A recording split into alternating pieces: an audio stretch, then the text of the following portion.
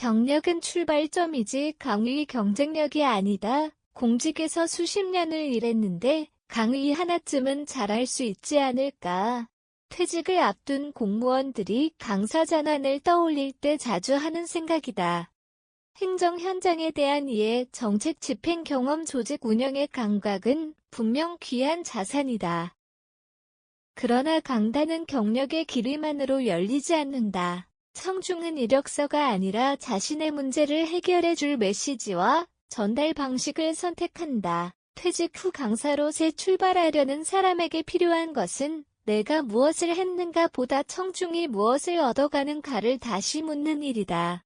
잘 아는 것과 잘 가르치는 것은 다르다. 첫 번째 착각은 공직 경력이 곧 강의 경쟁력이라는 생각이다. 공무원 경력은 신뢰의 근거가 될 수 있지만 그 자체로 강의의 상품은 아니다.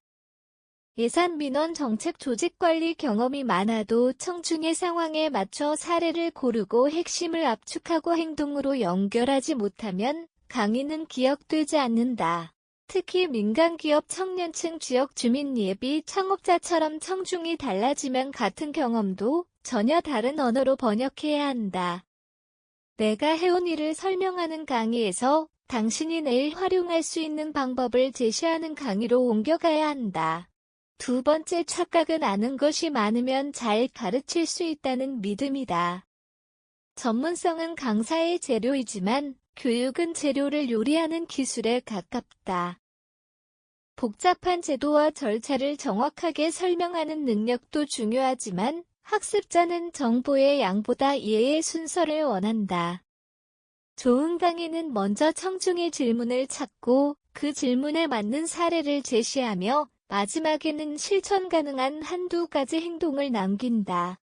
공직 경험이 풍부한 강사일수록 내부 용어와 관행에 익숙할 수 있다. 하지만 강의 현장에서는 약어와 전문 용어를 줄이고 상대가 이미 알고 있는 언어로 풀어내는 작업이 필요하다. 한 번 만든 강의안은 오래가지 않는다. 세 번째 착각은 한 번 잘 만든 강의 아니면 오래갈 수 있다는 생각이다. 강의 시장은 빠르게 바뀐다.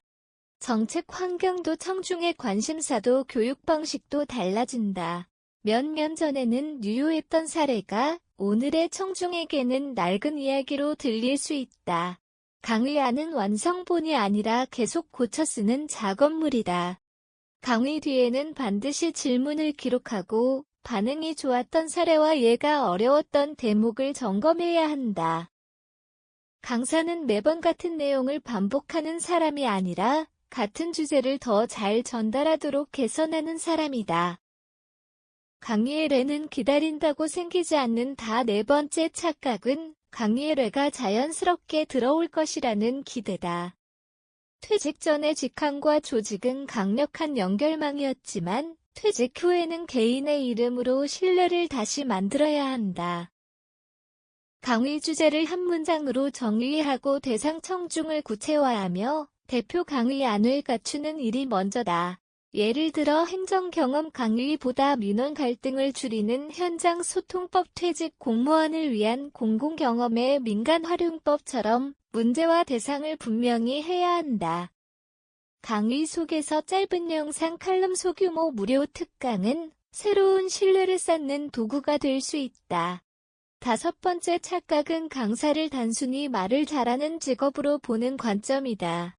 강사는 콘텐츠 기획자이자 학습 설계자이며 때로는 진행자와 상담자 역할까지 맡는다. 강의의 성패는 화려한 화술보다 청중 분석 시간, 배분 자료 구성, 질문 대응, 피드백 관리에서 갈린다. 특히 퇴직 후 강사 전환은 새로운 직업을 시작하는 일인 만큼 강의 역량뿐 아니라 수입 구조와 활동 범위도 현실적으로 설계해야 한다.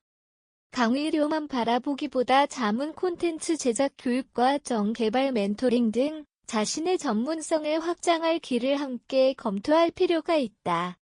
공직에서의 퇴직은 경험의 종료가 아니라 경험을 새롭게 번역하는 출발점이 될 수 있다. 다만 경력을 내세우는 것만으로는 부족하다. 청중이 누구인지 그들이 어떤 문제를 안고 있는지 강의가 끝난 뒤 무엇을 바꾸게 할 것인지가 더 중요하다. 강단에서 필요한 것은 과거의 직함이 아니라 현재의 전달력이다. 퇴직 후 강사를 꿈꾼다면 먼저 자신의 경력을 세 문장으로 정리해보자. 그리고 그 세 문장이 누군가의 실제 문제를 해결하는지 점검해보자. 그 질문에서 강사로서의 두 번째 경력이 시작된다.